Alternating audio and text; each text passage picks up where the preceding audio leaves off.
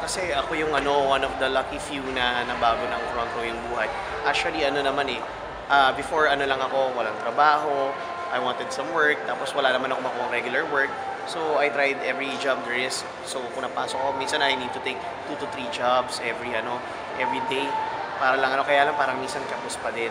So nung na-meet ko yung front row, nakita ko siya, sabi ko subukan ko, wala namang mawawala. And alam mo yun, nakakatuwa na talagang nagbago yung buhay ko na iba siya. Paano nag-iba? Actually, nabago. Kasi pinili kong baguhin. Ginrab ko yung opportunity na sinasabi nila. Tapos, yun nga, sabi ko, inaral ko siya. Sabi ko, maganda naman eh. Why not aralin ko? So, nung inaral ko, doon ko napatunayan na totoo pala yun. Pag ikaw, nagbi-business ka, alam mo yun, you get first, underpaid ka eh. Pero pag tagal-tagal, you get overpaid. So, yung 1 to 2 years na stay ko dito, alam mo, sobrang sarap, sobrang na-enjoy ko. Hindi ko siya pagpapalit sa kahit anong bagay. So, ako, I recommend yung front row, try nyo, walang mawawala dito. Baka sabi nga nila, madagdagan pa or mag-enjoy ka pa lalo sa kung anong meron ka right now.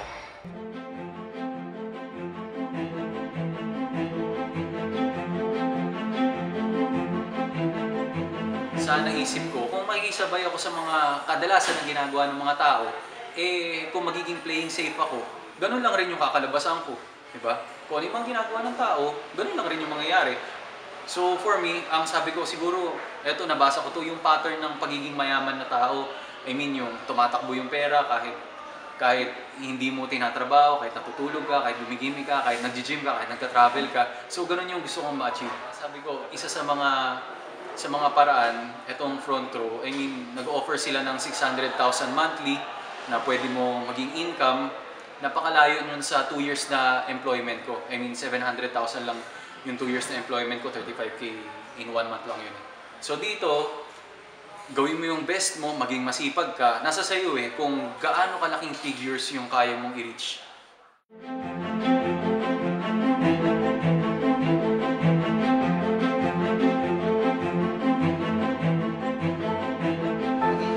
Empleyado ko 3 years, hindi naman siya degrading, okay naman siya, masaya naman siya, nag-enjoy ako. Kasi pangarap ko yung trabaho ko ngayon. Yun yung gusto kong gawin talaga eh. Photography, design, graphic design, creative direction.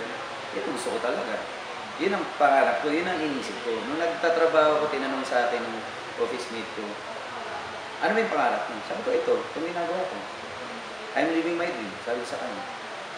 Pero problema kasi at the end of the day, siyempre, sometimes, madalas, mas gusto mo pang magkaroon ng mga bagay na wala ka. Siyempre, hindi mo pwedeng mag-rely ka lang doon sa pangarap mo. Oo, ikaw nga ay masaya, pero paano naman yung magiging pamilya mo? If you wanna achieve something, you have to be comfortable with being uncomfortable. Kailangan lang parating na lumalabas sa comfort zone mo, parating mong iniisip yung mga pwede mo pang magawa, kailangan mo lang mag-deviate. You have to shine. Kasi ang daming tao dyan, anong meron ka? What do you have to offer? What do you have that you can offer to people na makatulong ka sa kanila in more ways than other people can?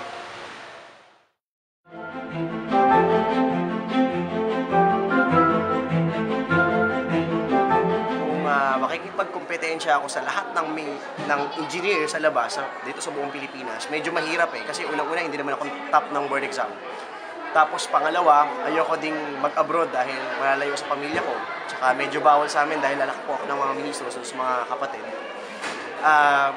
Kaya ayun, parang naghahanap ako ng pagkakakitaan pa after ng work ko kasi 8 to 5 lang ang trabaho ko So pagdating ng mga 5 p.m., 6 p.m., 7 p.m., pagdating sa bahay, wala na akong ginagawa. So sabi ko, gusto ko ng part-time pandagdag. So yun, awa ng Diyos, blessing naman na dumating sa akin ng front row. Actually, before talaga, doon sa mga ayaw talaga ng ganitong klase negosyo, isa ako doon sa inyo. Pero sabi ko nga sa sarili ko, hindi naman ako titigil doon. Gusto ko, pag pinasok ko tong front row, tuloy-tuloy na siya, hanggang sa makagawa ko ng pangalan, at makakuha ko ng resulta. Then, to cut the long story short, 2 years na po ako mahigit sa front row. I have my first BMW. And after nun, ngayon, hinuhulog-hulugan ko yung condominium ko dyan sa may Victoria Station 1, sa may EDSA. So, yun, para sa akin, walang masamang itry Hindi pa naman ganun din kalaki yung kinikita, pero at least ngayon masasabi ko na one step forward na ako sa mga kabatch ko before. Kasi iba talaga pag nagnegosyo ka kaysa magtrabaho ka para sa ibang tao. At least dito tatrabahuhin mo, sarili mo. Pagsikapan mo lang talaga. Basta sa lahat ng gagawin mo, huwag mo dapat asahan ng ibang tao. Dapat sarili mo lang. Tsaka syempre yung boss. Yun lang. Maraming salamat. God bless, guys.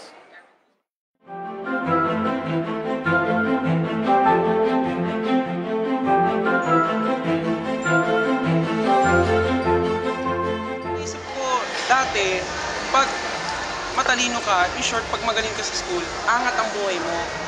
Pero hindi pala eh. Kasi nung nakita ko yung front row, opportunity lang talaga kailangan mo para umangat sa buhay mo. Katulad ko, hindi naman ako ganun kagaling sa school, hindi naman ako ganun katalino, pero umangat yung buhay ko. Siyempre dahil sa right opportunity nga naman. Kaya grabe ang front row eh. Kahit sino pwede umangat sa buhay. Kaya kung ako sa inyo, sama na din kayo sa amin. Kaya welcome sa front row ah.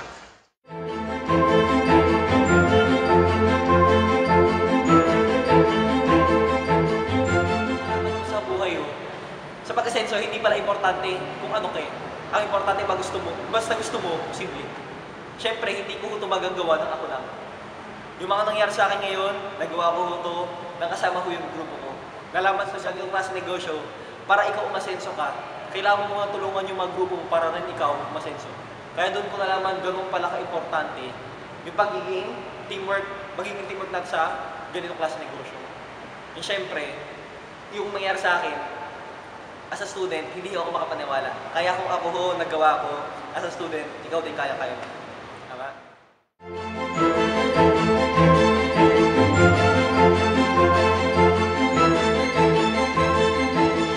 Nung bata ako, para lahat posible. Para lahat kaya mong marating.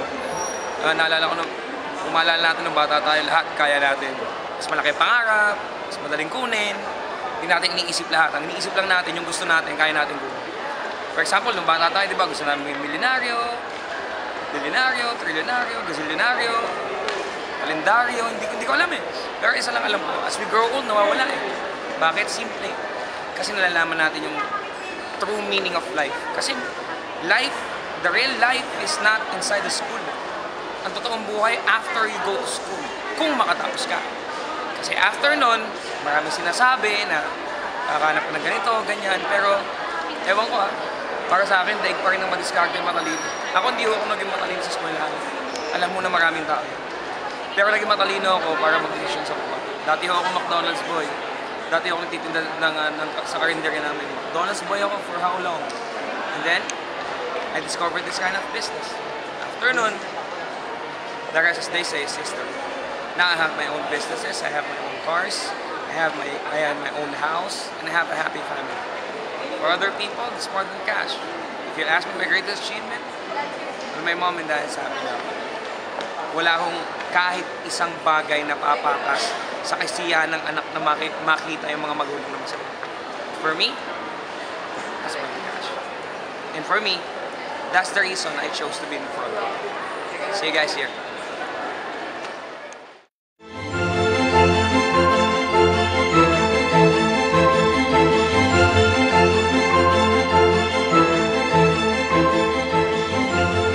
God, if ever man may encounter tayo na negative, simple eh.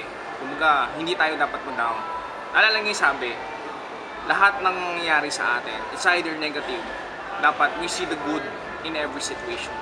Kumbaga, God has planned for us.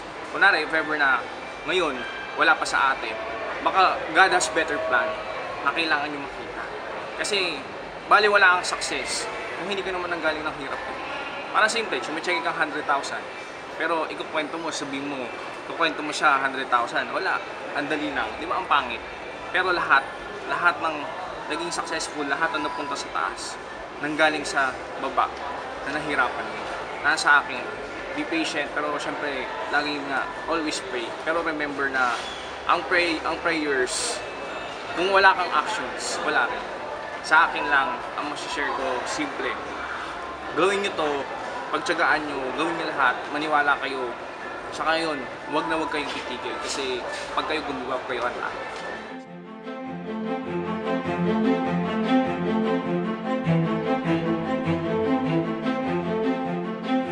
sa akin, sa 16 years kong experience sa ganitong klaseng business, sa akin very basic. Para sa akin, meron kasing 5 klaseng tao dito sa ganitong klaseng business. Yung panguna, yung ini-invite mo, pero hindi pumupunta or hindi sumasama. So, yung pangunang tao. So, probably hindi niya makikita yung business at hindi rin siya magiging successful. Kasi yung makita nga, hindi niya nakita. So, yung pangalawa, ito naman yung sinasama mo, sumama siya, pero hindi rin naman siya nag-join or hindi siya sumali. So, yun yung pangalawang tao. So, sasama lang, pero hindi rin sasali. That's normal. Yung pangatlong tao, ito yung taong na sasama sa'yo, pero magjo-join. Pero hindi naman siya mag-a-active because ito yung mga tinatawag namin na nag-join lang kasi nahiya sa'yo, o kaya kaibigan mo, kumbaga parang, alam mo yun, kumbaga pakisama lang, kaya siya nag-join. So, that's normal. And yung pang-apat, ito marami to. Sasama sa'yo, magjo-join, gagawin yung business ng sandali, ita-try, and after one, mag-quit or hindi itutuloy. So, ang hinahanap namin yung nagiging successful dito yung pang-5 eh. Ito yung kami. Yun yung sasama sa'yo, magjo-join, gagawin yung business, titiisin, darating lahat ng challenges, lahat lalampasan hanggang maging successful. So, probably, kami yung pang-5. Ngayon, ang tanong namin is, ikaw na nakikinig ngayon, pang-ilang tao ka? Pang-una, pangalawa, pangatlo, o pang-4 o pang-5. Kung iniisip mo ikaw yung pang-una o kaya pangalawa, iniisip mo yun eh, pero ang alam mo pinakamaganda doon, pwede kang maging pang-5.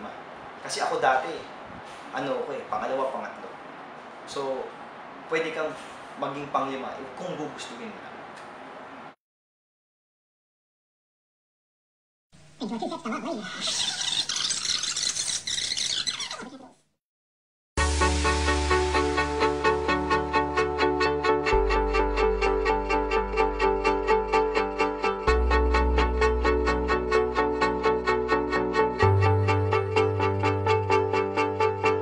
I can't win, I can't reign, I will never win this game without you,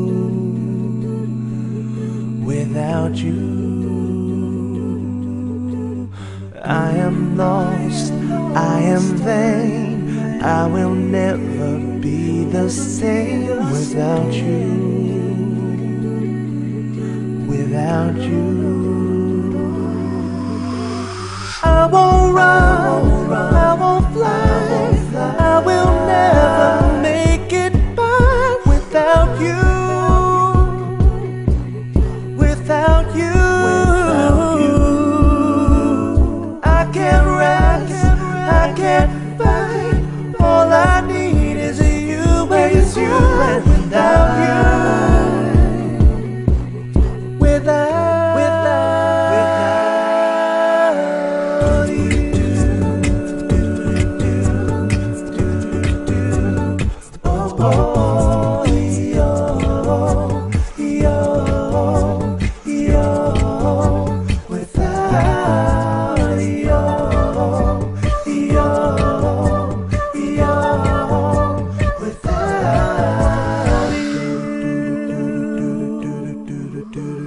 I am lost, I am vain, I will never be the same without you,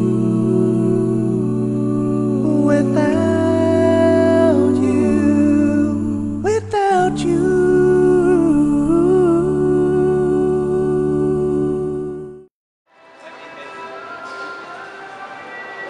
We're opening the opportunity that will bring you closer to your dreams. So it's in your hands now to grab it, spread it. See you. See you. See you. See you guys. See you. See you. See you. See you. See you. See you. See you. See you. See you in front row.